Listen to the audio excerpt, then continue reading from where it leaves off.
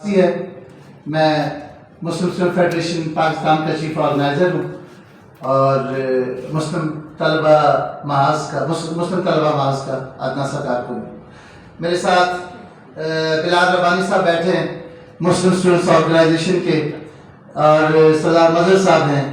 اس کے ساتھ میرے ساتھ بیٹھے ہیں شہباز صاحب، یہ پاکستان تحریک انصاف کی اسٹوڈنٹ ونگ سے ہیں. ہمارے اور دوست بھی اس وقت موجود ہیں.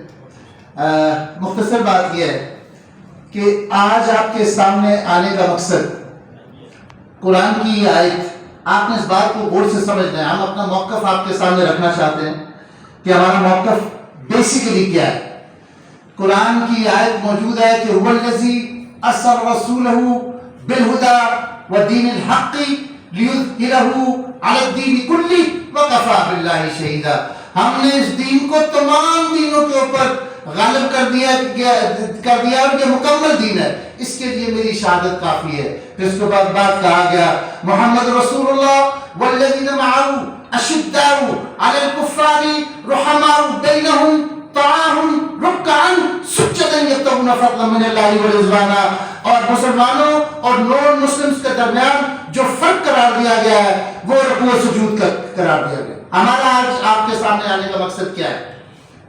سپریم کورٹ نے 6 فروری کو ایک فیصلہ دیا قادیانی مبارک قادیانی کی ضمانت کے موقع کے اوپر. اس کو پاکستان کے مختلف سرکاری مذہبی جماعتوں نے چیلنج کیا.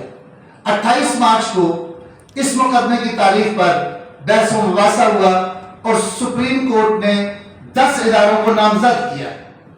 ان 10 اداروں نے ان تحفظات کا ذکر کیا جو تحفظات پاکستان کی تمام دینی حلقوں، مذہبی جماعتوں اور اسٹوڈنٹ یونٹس کو تھے، اور ان سے کہا گیا کہ پلیز آپ اس کو ایڈریس کریں. پاکستان کی آئین، قانون اور اسلامی نظریے کے منافی جو فیصلہ ہے اس پر نظر ثانی ہونی چاہیے. وہ نظر ثانی کی درخواست دی گئی. اب مسئلہ یہ ہے، آپ نے اس بات کو سمجھنا ہے کہ جب آپ اسلام اور قرآن، یہ بہت حساس معاملہ ہے. اسلام کے اندر آنے کے لیے آپ کو صرف فقط ایک کلمہ پڑھنا پڑتا ہے، لا الہ الا اللہ محمد رسول اللہ. اس کی اخراج کے 10,000 وجوہات ہو سکتی ہے. کسی ایک چیز کو نہ ماننا بھی آپ کو اسلام سے خارج، دائرہ اسلام سے خارج کر سکتا ہے. کسی ایک آیت کی انکار بھی آپ کو دائرہ اسلام سے خارج کرتی ہے. ہمارا موقف اور ہمارا جو واضح پیغام ہے اس وقت حکومت پاکستان سے، سب سے پہلے تو ہم سپریم کورٹ کے اس فیصلے کی پرزور مذمت کرتے ہیں اور اس کو سخت ترین الفاظ میں مسترد کرتے ہیں. اب اس کی وجہ دلیل کے ساتھ میں آپ کو دینا چاہتا ہوں. میرا موقف یا ہم طلبہ تنظیموں کا موقف کیا ہے؟ حضرت اکرم صلی اللہ علیہ وسلم نے کہا کہ انا خاتم النبیین لا نبی بعد، میں آخری نبی ہوں، میرے بعد کوئی نبی نہیں آئے گا.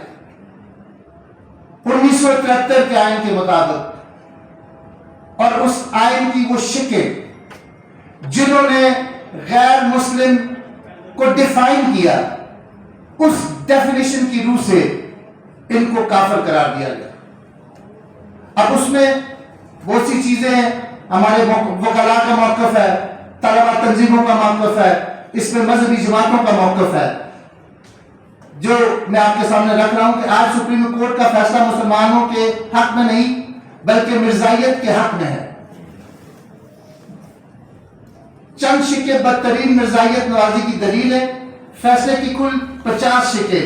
شک نمبر 6، اس میں لکھا گیا کہ مبارک ثانی پر پنجاب قرآن بورڈ کے دفعہ 7 لاگو نہیں ہوئی، بلکہ اس کا اطلاق ممنوعہ کتاب کے مصنف، ناشر، تابع یا ریکارڈ تیار کرنے والے پر لاگو ہوتی ہے.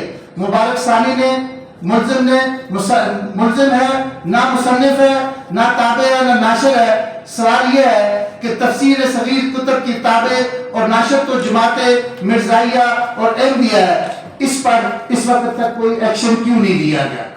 ہمارا تو موقف صاف یہ تھا